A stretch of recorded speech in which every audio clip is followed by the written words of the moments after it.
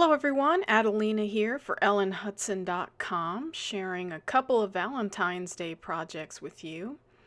Today I'm going to be using the Bon Bon box die and the Lil Squatch stamp set and matching dies to create a cute little gift project for that special someone in your life.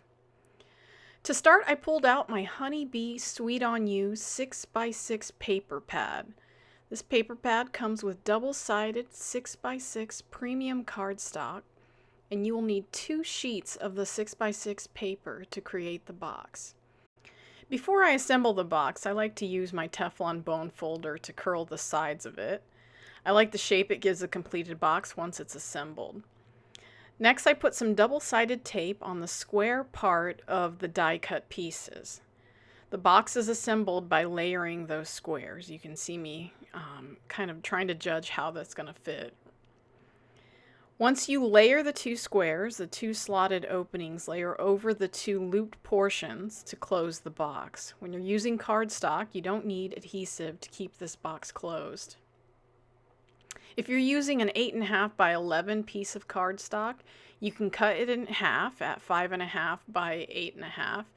and you will get 1 box from half a sheet of letter size cardstock. So just for reference, for a 6x6 pad, you need 2 sheets. If you're using 8.5 by 11 cardstock, you can get 2 boxes. So once I had that part of the project completed, I stamped a few of the Lil Squatch images on some Nina Solar White cardstock and colored them with my Copic markers, and then die cut them to arrange them on my gift tag. And I'm using the shipping tags from the Essentials by Ellen line to create my tags for this project, and I just cut a stack of them from one of the patterned pieces of paper. One of the great things about that shipping tags die is that you can get 4 tags from one 6x6 sheet of paper. So here I am kind of cutting the strips of sentiments that are included as part of that Honeybee paper pack. And I decided to use one of those sentiments that's already included on my tag as part of my gift packaging. So once I had that cut out, I started to arrange the parts of this, the pieces that I had die cut onto my little shipping tag. And I know the traditional color of the Yeti is supposed to be blue, but I decided for Valentine's Day that this Yeti was going to be peach.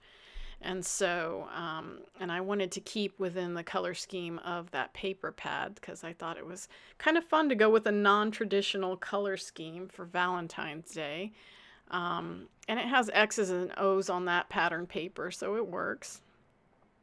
So once that was colored up and put in place, I pulled out some twine and tied the shipping tag with a bow on the side of that bonbon box. And I love the way this turned out. So my next project is created using some clear plastic along with another tag using that Lil Squatch stamp set and matching dies. For this project, I cut pieces from a sheet of 8.5 by 11 clear plastic I picked up at the Ellen Hudson shop. I used some double-sided tape to adhere the bottom, and it's hardly noticeable at all. When using clear plastic for this project, it's a good idea to add a shim to your die cutting tool so you get a nice clean cut. I used the Gemini Junior and I added the metal shim to mine when I was cutting it. You can add a sheet of cardstock to other die cutting tools. It just depends on what you're using for the project.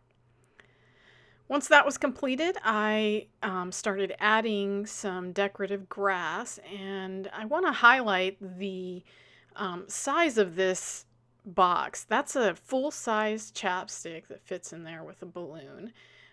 So this would make a great party favor. If you're having a wedding, these clear boxes would make really pretty wedding favors, or a great favor for a themed baby shower.